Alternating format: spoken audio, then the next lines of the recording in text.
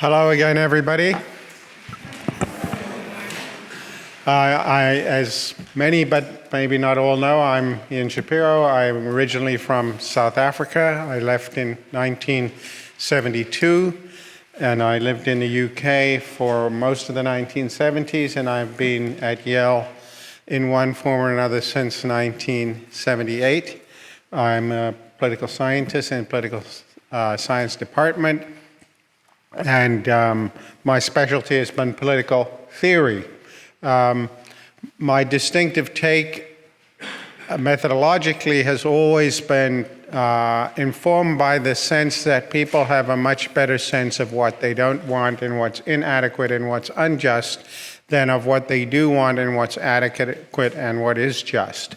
And so when I was growing up, people could tell you about chapter and verse of what was wrong with apartheid, but if you asked them to articulate what a just South African society would be like, it was much harder to get something coherent. And then I found when I started visiting the Eastern Europe and the Soviet Union in the late 1980s, people could tell you plenty about what was wrong with communism, but they couldn't tell you much about what was right, what they wanted to see created. And I don't think these examples are special.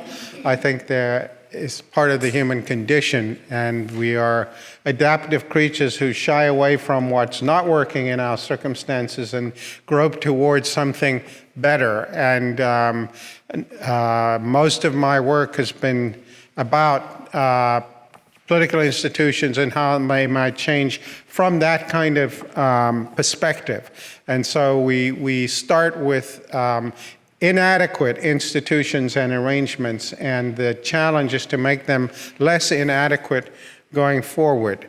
So I have proposed three possibilities for next year. There's some overlap among them, and in some respects they're therefore it's a matter of emphasis on what would interest people most. And I think that the unifying theme behind all of them is what are the ways in which our existing institutions are inadequate to the challenges that we face going forward, and how might they be improved. And so that's the sort of unifying theme.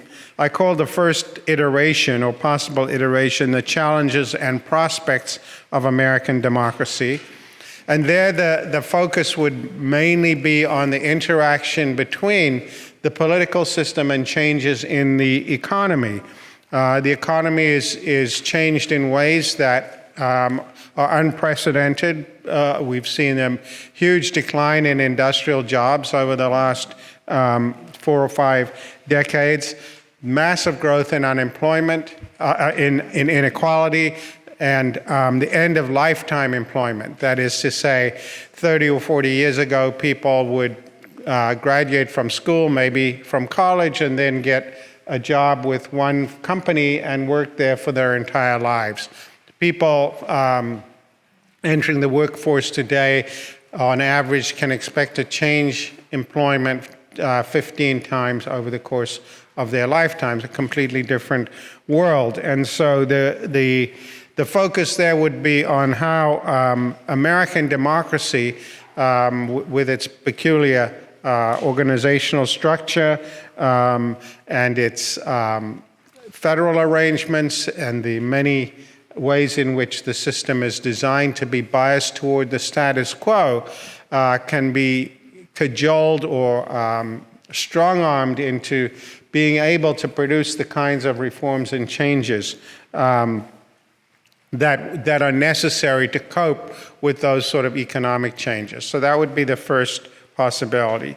The second one is more comparative, and there the organizing question would be around debates about American exceptionalism. So I've called it the American regime in comparative perspective, and the thought there would be to look at the American political regime from the beginning, going back to the colonial period, how it changed after the War of Independence, the creation of the Constitution, the Civil War, the impact the progressives had on the system after the failure of Reconstruction, and then the reforms to the political system in the 1960s and 70s, and look at that evolution of the American political system comparatively by looking at how other democratic systems, principally not only democratic, but mostly how other democratic systems work.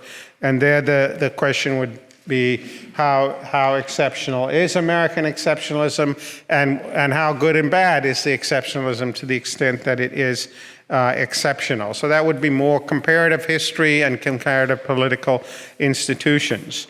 The last iteration would have some considerable overlap with the first, the one I've called politics and public policy in the United States. Again, I would be looking at the sorts of policies that are needed to address the changes in the economy and the way the world operates as they've emerged over the past 40 or 50 years. But I'm thinking there the center of gravity would be less on the interaction between economics and politics and more on how public policy actually gets made. How does legislation actually get passed? What has to happen to, say, achieve universal health care or significant improvements in education for lifetime employment and so on? How do those policies actually get put together? How might they be enacted?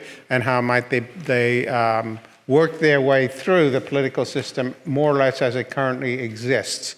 So that would be, the focus there would be more on public policy making, the kind of nuts and bolts of what actually does and doesn't happen in Washington. And again, it's more a matter of emphasis and center of gravity than a fundamentally different seminar than the first one. But I'm open to doing any one of the three, and would look forward to feedback about which interests folks the most.